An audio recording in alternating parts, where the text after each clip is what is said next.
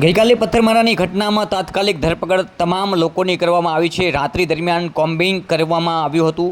Terrace બારીમાંથી પથ્થરમારો કરવામાં આવ્યો હતો। અનેક લોકો ઘરની બહાર દરવાજામાં લોક લગાવી છુપાયા હતા, પરંતુ કોઈ અભરાઈ પર અથવા પડદા પાછળ છુપાયા હતા।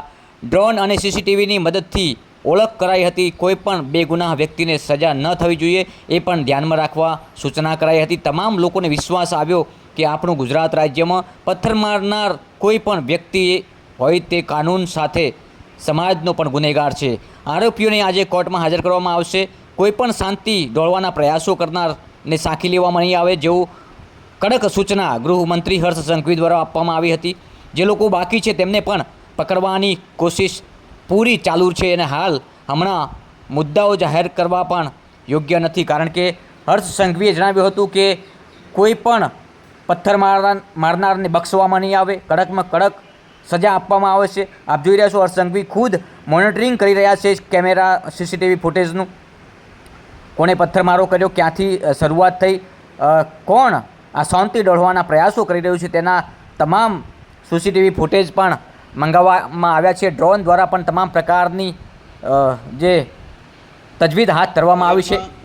સાંભળો શું કહ્યું ગૃહમંત્રી હર્ષ સંઘવી। સૈયદપુરા વિસ્તારમાં ગણપતિ પંડાલમાં કાલે અસામાજિક તત્વો દ્વારા જે પથ્થરમારો કરવામાં આવ્યો હતો, સૌ લોકોને પોલીસ દ્વારા તાત્કાલિક ધરપકડ કરવામાં આવી હતી।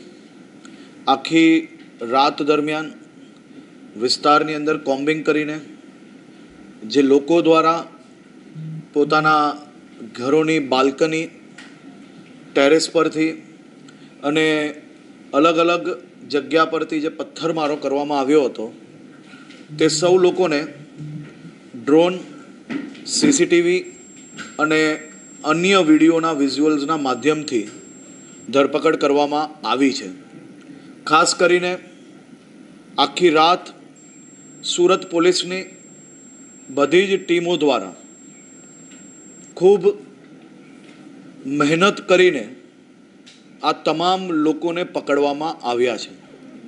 અનેક લોકો પોતાના ઘરની બહાર દરવાજામાં લોક લગાડીને અંદર છુપાયેલા હતા।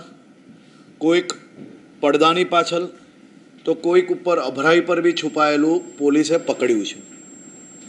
આ બધા જ કિસ્સાને જોતા જોતા સાથે સુરત પોલીસને ખાસ સૂચન કરવામાં આવ્યું છે અને પોલીસ દ્વારા બી આ બાબતની ખૂબ જ ગંભીરતાપૂર્વક ધ્યાન આપવામાં આવ્યું છે કે પથ્થર મારનાર એ કોઈ બી વ્યક્તિ હોય, એ માત્ર કાનૂની ગુનેગાર નથી, પરંતુ સમાજનો બી ખૂબ મોટો ગુનેગાર છે। પરંતુ એની સાથે સાથે પોલીસ કમિશનર શ્રી દ્વારા એમની આખી ટીમને પહેલાં જ ખાસ સૂચના આપવામાં આવી હતી અને આજે ફરી સૂચના આપવામાં આવી કે કોઈ બી વ્યક્તિ ભૂલથી બી એક બી બેગુનાહ વ્યક્તિ આમાં ફસાવો ના જોઈએ। સુરત શહેર પોલીસ ટીમ દ્વારા એ બાબતની બી ગંભીરતાપૂર્વક ધ્યાન રાખવામાં આવ્યું છે। આજે તમામ સમાજના લોકોને અલગ અલગ ગ્રુપોમાં જે લોકો આવ્યા છે તે સૌ લોકોને મળ્યા છીએ અને સૌ લોકોને 100% વિશ્વાસ અપાવ્યો છે કે આપણું રાજ્ય ગુજરાત રાજ્ય, આપણું ગુજરાતે અને આપણા ગુજરાતે માત્ર ગુજરાતમાં જન્મેલા બાળકને જ નહીં, પરંતુ દેશના તમામ યુવાનો જેને પોતાના પરિવાર માટે સપના જોયા હોય, જેને પોતાના પરિવારને આગળ વધારવા માટે રાત દિવસ મહેનત કરવી હોય, એવા લાખો કરોડો યુવાઓને રોજગારી આપવાવાળું આપણું રાજ્ય, એમાં કોઈ બી પ્રકારની શાંતિ દોલવાની પ્રયત્ન કરનાર લોકોને સાખી ના લેવાય અને એ લોકો પર કડકમાં કડક પગલાં ભરવા એ ખૂબ જરૂરી છે અને એ જ કાર્ય સુરત પોલીસ દ્વારા કરવામાં આવે છે। ગણપતિજીની પૂજા અર્ચના કરવું એ આપણા બધાનો હક છે। આપણા સૌની જીવાદોરી, આપણા સૌનું આસ્થાનું કેન્દ્ર એ ગણપતિજીની સ્થાપના 10 દિવસ માટે થતી હોય છે, પરંતુ મહિનાઓ પહેલાંથી અલગ અલગ મંડળો ગણપતિજીના આગમન માટે તૈયારીઓ કરતા હોય છે. લોકો પરિવારજનો જોડે જ્યારે ગણપતિજીના વિસર્જન થાય ને તો આંખોમાંથી આંસુ હોતા હોય છે. એવા સૌ ગણપતિ ભક્તો જે માત્ર ગણપતિજીની જે સ્થાપના કરે છે એ માત્ર પૂજા અર્ચના માટે નથી થતી. પૂજા અર્ચના જોડે એના જીવનની સૌથી મોટી આસ્થાનું કેન્દ્ર છે, અને આસ્થાના કેન્દ્ર જોડે જોડે એક વિષય પર જો ડિટેલ્ડ રિસર્ચ થાય તો એનો અંદાજો સૌ લોકોને આવશે. ગણપતિજીના પંડાલ બાંધવાવાળા કયા સમાજના લોકો હોય છે એ ક્યારેય નથી જોવામાં આવતું. આપણે ક્યારેય એ વિચારો જોડે ગુજરાતમાં નથી જીવ્યા. આપણે સૌ લોકોએ રાત દિવસ મહેનત કરી છે, કાલી મજૂરી કરી છે, ત્યારે આપણું ગુજરાત આજે દેશનું પ્રથમ રાજ્ય બન્યું છે. આ ગણપતિજીના 10 દિવસમાં સુરત શહેરના એક બી મંડપવાલા પાસે બાંબુય નહીં મળશે, ટેબલે નહીં મળે, એટલી મોટી રોજગારી ગણપતિજીની સ્થાપના દરમિયાન લોકોને થાય છે.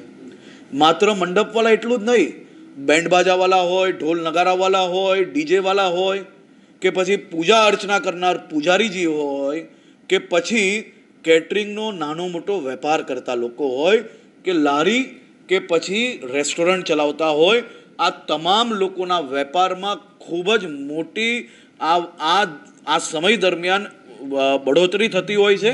અને ખાસ કરીને આપણે સૌ લોકો સાથે મળીને આગળ વધ્યા છે. મારી સૌ સમાજને અપીલ છે કે પથ્થર મારનાર કોઈ બી વ્યક્તિ હોય,